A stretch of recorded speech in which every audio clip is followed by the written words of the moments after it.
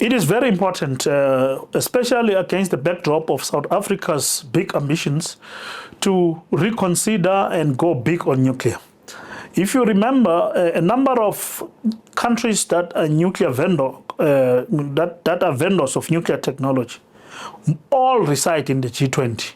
Therefore, this is a meeting of the people of the countries that have done it before, that understand it, that have experience about nuclear. And amongst them are countries that aspire, such as South Africa and Nigeria and others, that aspire to go nuclear. So this will be a meeting of minds, a very good platform for real, open, frank, and direct discussions around the benefits of going nuclear, what our country stands to benefit by reigniting our nuclear new build.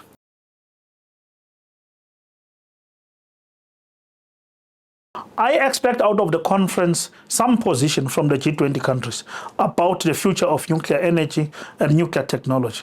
I expect from the conference some kind of a statement that reaffirms that for us to cut carbon emissions, it is important, in line with Ambassador Grossi, the DG of the IAEA, to triple nuclear by 2050. I expect a reaffirmation of that statement from the G20 ministers.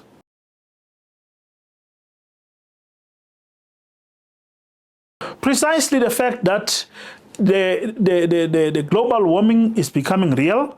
We, as we speak in South Africa, are in October. But it still sounds like, it still feels, as the sun sets, it still feels like we're in July or August. That can't be. It means something has gone wrong with our climate. So climate change is no longer a question of what. It's really happening, and it's happening fast. If the phenomenon that we observe on a daily basis, the floods in other continents, the heat waves in others, and our very cantankerous kind of weather in South Africa currently, we can't afford to postpone this anymore. We need to look at alternatives. We know renewables have, to the extent, closed some of the gaps, but we need to come out big as we envisage the retirement of our coal fleet, and therefore we cannot postpone this any longer. We need to come to decisions, and we must do it fast.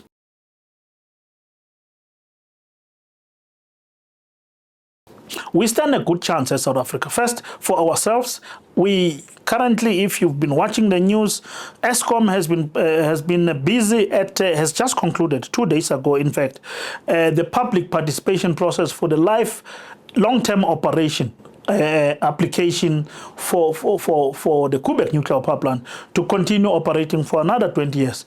And the National Nuclear Regulator is overseeing that and will soon make a pronouncement on that. So that experience we can't wish away. It's an experience that is with us and for generations. We must only leverage from there and relaunch our nuclear new build.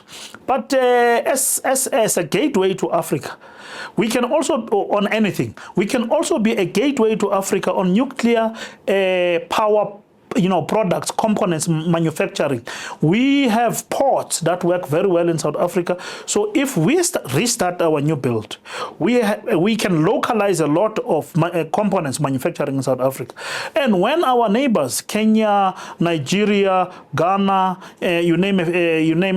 just to name a few, if they now begin their path on nuclear, we will be the gateway for the shipment, for the manufacturing and the shipment of their components. This will really expand opportunities for jobs, opportunities for industrialization in South Africa. So we have many birds to kill with just one stone, a decision to restart our nuclear new build.